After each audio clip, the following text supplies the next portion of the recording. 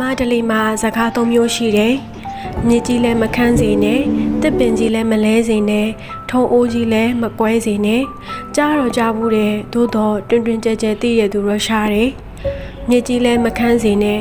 မြေကြီးလည်းမခန်းစေနဲ့ဆိုတာကြည်လင်အေးမြတဲ့တတွင်တွင်စီးစင်းနေတဲ့မြေကြီးနဲ့တူတဲ့မေတ္တာတရားများဟာလူသားတွေမှာမခန်းကြောက်ပါစေနဲ့လို့ဆိုလိုခြင်းဖြစ်တယ်။လူသားအချင်းချင်းဆွေမျိုးအချင်းချင်းမေတ္တာထားပြီးနေထိုင်ကြရမယ်။အားလုံးသောတတဝအနန္တပေါ်မှာလည်းမေတ္တာဆိုင်ရင်များမခန်းချောက်အောင်အမြဲပွားများနေထိုင်ကြရမယ်။မြစ်အတွင်းမှာစီးစင်းနေတဲ့ဆိုင်းရည်ဟာကြည်လင်အေးမြနေတဲ့သဘောရှိသလိုတတဝအားလုံးပေါ်မှာပွားများနေတဲ့မေတ္တာဆိုတာလည်းကြည်လင်အေးမြတဲ့သဘောရှိရဲ့။မေတ္တာပွားများသူတွေရဲ့တန်တန်မှာမေတ္တာဓာတ်တွေဝင်ရောက်လာပြီးဆိုရင်အဲ့ဒီပုဂ္ဂိုလ်ရဲ့နှလုံးသားဟာလည်းတခြားအချိန်မှာဖြစ်နေတဲ့နှလုံးသားနဲ့မတူတော့ပဲကြည်လင်လာတယ်။ဘုရားရှင်က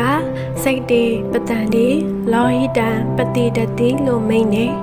စိတ်ကြည်လင်လာပြီးဆိုရင်ရုပ်လဲကြည်လင်လာတယ်။အထူးသဖြင့်မေတ္တာအမြဲပွားနေတဲ့ပုဂ္ဂိုလ်ရဲ့မျက်နှာဟာတာမန်ပုဂ္ဂိုလ်တွေနဲ့မတူတော့ဘူး။သတိထားကြည့်ရင်ကြွားချနေတာကိုတွေ့ရလိမ့်မယ်။ဘာကြောင့်လဲဆိုတော့မေတ္တာဆိုတဲ့အကြည်တက်လေးကသူ့တန်တန်မှာကိန်းဝင်နေလို့ပဲ။